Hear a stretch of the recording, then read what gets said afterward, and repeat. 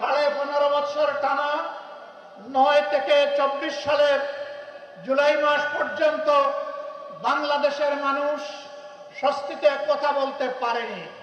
দেশের টাকা লুণ্ঠন করে বিদেশে পাচার করা হয়েছিল। 1 নয় 2 নয় 28 লক্ষ কোটি টাকা বাংলাদেশ থেকে বিদেশে পাচার করা হয়েছে, যা বাংলাদেশের এভারেজ বার্ষিক বাজেটের 7টা বছর কভার করে সেই মুদ্রা বিদেশে পাচার করা হয়েছে। তারা আমাদেরকে উন্নয়নের কথা বলতো, তারা উন্নয়ন করেছিল তাদের নিজেদের, আর তারা রাস্তাঘাট এবং দালান তৈরি করেছিল বাঁশ দিয়ে। একটা মেয়েকে একটা ডিবেটে বলতে শুনলাম যে আজ যদি কবি বেঁচে থাকতেন তিনি বলতেন, বাঁশবাগানের মাথার উপর চাঁদ উঠেছে ওই, চাঁদের জায়গায় চাঁদ তো আসে, বাঁশগুলো সব কই। সব বাঁশ উধাও হয়ে গিয়েছিল। সম্মানিত দেশবাসী, ফ্যাসিবাদীরা আমার বলতো বাংলাদেশ এখন সিঙ্গাপুর, বাংলাদেশ এখন কানাডা। হ্যাঁ, বাংলাদেশ কানাডা হয়েছে তাদের জন্য, কারণ তারা পালিয়ে গিয়ে কানাডায় বেগমপাড়া তৈরি করেছে। বাংলাদেশের টাকা ব্যাংকগুলো লুট করে ডাকাতি করে সিঙ্গাপুরে নিয়ে তারা ব্যবসা প্রতিষ্ঠান গড়ে তুলেছে। সম্মানিত বন্ধুগণ, এই ফ্যাসিবাদ শুধু প্রতিপক্ষ রাজনৈতিক দলকে আঘাত করে নাই, তারা বড় আঘাত দিয়েছিল আলিম ওলামার উপর। হেফাজতে ইসলামের নেতারা সারা দেশে অন্যায়ের বিরুদ্ধে প্রতিবাদ করেছিলেন। আল্লাহ এবং আল্লাহ রসুলের বিরুদ্ধে কিছু সংখ্যক বেয়াদব প্রকাশ্যে চর্চা করেছিল। তাদের জবাব দেওয়ার জন্য শান্তিপূর্ণভাবে রাজধানীতে তারা একত্রিত হয়েছিলেন। 13 সালের 5 মে সেখানে বর্বর হামলা চালিয়ে রাতের অন্ধকারে অসংখ্য মানুষকে খুন করা হয়েছিল। এতগুলো আলিম ওলামা, হুফাজে কেরাম, আইতাম, তাদেরকে হত্যা করার পর, খুন করার পর প্রখ্যাত প্রধানমন্ত্রী বলেছিলেন কেউ মারা যায়নি, ওখানে লাল রঙের যে তরল পদার্থ দেখেছেন এটা মোল্লা মৌলবীরা কিছু রং ছিটিয়ে রেখেছিল। লজ্জা! মানুষ খুন করার পরে আবার মানুষের রক্ত নিয়ে উপহাস, এটি ছিল তাদের বৈশিষ্ট্য। এরা রক্ত হাতে করে ক্ষমতায় এসেছিল, আর রক্তাক্ত হাত নিয়ে ক্ষমতা থেকে বিদায় নিয়েছে।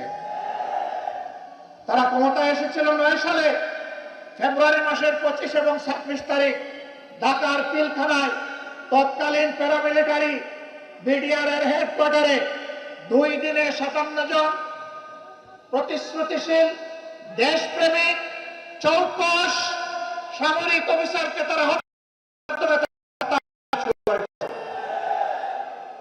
আর 24-এর গণবিপ্লবে ছাত্র, তরুণ, যুবক, কৃষক, শ্রমিক, মা বোনদের বুকে, ভাইদের বুকে, সন্তানদের বুকে গুলি চালিয়ে কাড়ি কাড়ি লাশ ফেলে দিয়ে যখন সামাল দিতে পারে নাই, তখন যারা অমুকের কন্যা পালায় না, তারাই তখন তারা কি করেছিল? জমিন দিয়ে হাঁটার, গাড়ি চালিয়ে যাওয়ার সাহস তারা হারিয়ে ফেলেছিল। আমাদের দুঃখ লাগে, আমাদের গর্বিত সেনাবাহিনীকেও এই খুনের কাজে তারা ব্যবহার করার চেষ্টা করেছে।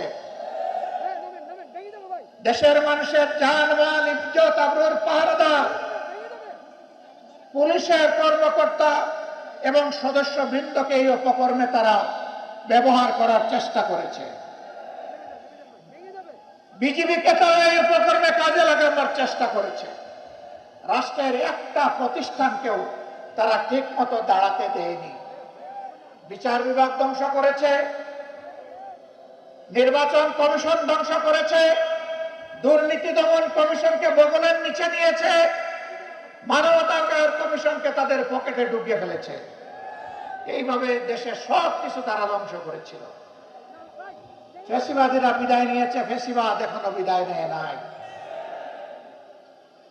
আমরা পরিষ্কার বলতে চাই, ফেসিবাদ কালো না লাল, কোন ফেসিবাদকে আর বাংলার জমিনে বরদাস্ত করা হবে না ইনশাআল্লাহ।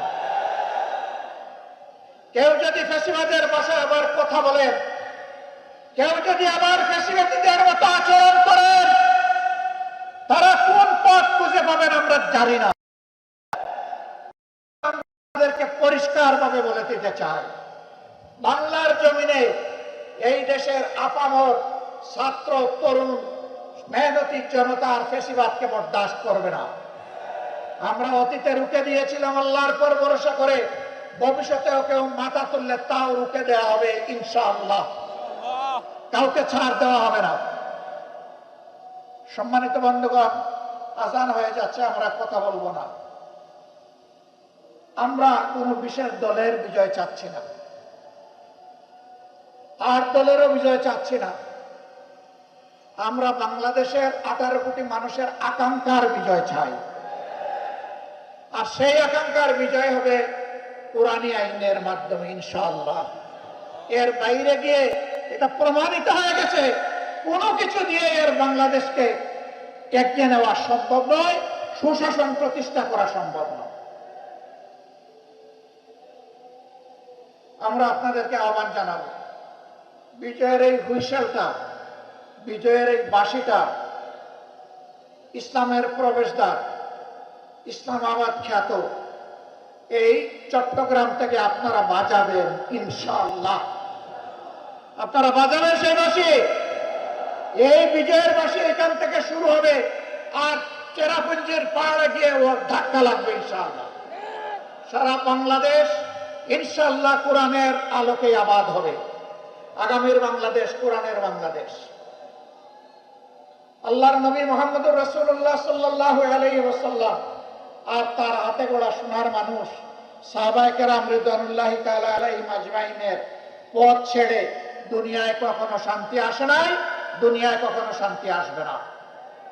আমরা কোরআনকে বুকে নিয়ে, রাসূল করিম সাল্লাল্লাহু আলাইহি ওয়াসাল্লামের সুন্নাহকে বুকে নিয়ে, সাহাবায়ে কেরাম রিদওয়ানুল্লাহি তাআলা আলাইহিম আজমাইনের রেখে যাওয়া আমানতকে বুকে নিয়ে আমরা বাঁচতে চাই, আমরা মরতে চাই, আমরা আল্লাহর দরবারে হাজিরা দিতে চাই।